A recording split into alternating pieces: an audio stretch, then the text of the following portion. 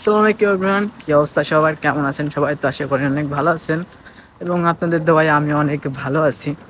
তো দীর্ঘ 3 দিন পর বৃষ্টি থামছে এবং রোদ উঠছে। এই যে এই 3 দিন একটানা বৃষ্টি হয়ে কত জায়গা যে ডুবে ডুবে গাড়ি মাড়ি ভেসে গেছে, বাড়ি ঘর ধরে পানি উঠে গেছে, ঠিক ঠিকানা নাই। একটু রোদ উঠছে, ঝলমলি সুন্দর প্রাকৃতিক, অনেক সুন্দর দেখাচ্ছে। এই যে ওই জন্য আমি একটু বাইরে বের হলাম। 3 দিন রুম থেকে বের হয়নি, রুমে বসে থাকতে থাকতে বোরিং ফিল লাগছিল। তো ওই জন্য বের হলাম, একটু ঘোরাঘুরি করি সাইড দিয়ে, বাসার আশপাশ দিয়ে। এটা একটা শিশু পার্ক, বাচ্চাদের খেলাধুলা করার জায়গা আর কি। তুর্কি সাইপ্রাসের এই হচ্ছে অবস্থা। আর আমি আসছি গরমের সময়, 5 মাস হয়ে গেছে, তো কখনো হয়নি, বৃষ্টি পড়েনি 5 মাসের মধ্যে। এই যে এখন শীত শুরু হয়েছে, বৃষ্টি শুরু হয়েছে। এখানে শীত শীত পড়লে পরে তখনই বৃষ্টি হয় একটা না, এগুলো অবস্থা।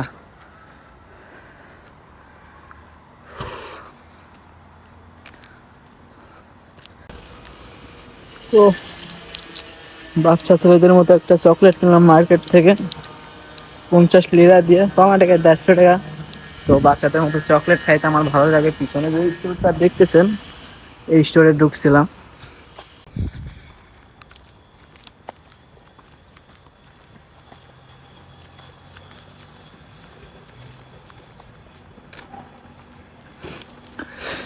এইরকম স্বপ্নের বাড়িটা যদি একটা থাকতো, হতো না? ভালো হইতো না?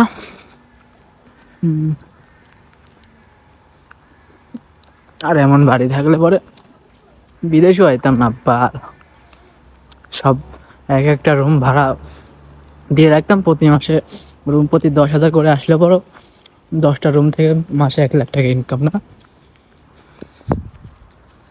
বিদেশ আর আইতাম না। আর এখানে আমার মতো কে কে আছে সেটা জানি না। আমি এখানে আসছি এন্ট্রি ভিসাতে। এন্ট্রি ভিসাতে এসে সমস্যাটা কোথায়? প্রতি মাসে আমার সিকরটা দিতে হয় বাংলা টাকা 40,000 টাকা। তো এখন ইনকাম যদি আমি প্রতি 1 মাসে 25 দিন কাজ করি, তো বাংলা টাকা 1 লাখ মতো বেতন আসবে। এর ভিতর ধরেন 1 মাসে করতে যাবে 40,000 টাকা বাংলা টাকায়। তারপরে একটা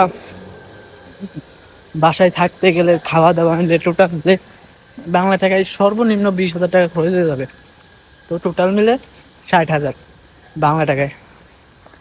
তারপর অন্য এক্সট্রা খরচ মরচ করলেন, ধরেন 5,000 গেল, থাকে আর কই 25,000 টাকা। এই 25,000 টাকা দেশে পাঠায় আমার 40 লাখে তোলা যাবে?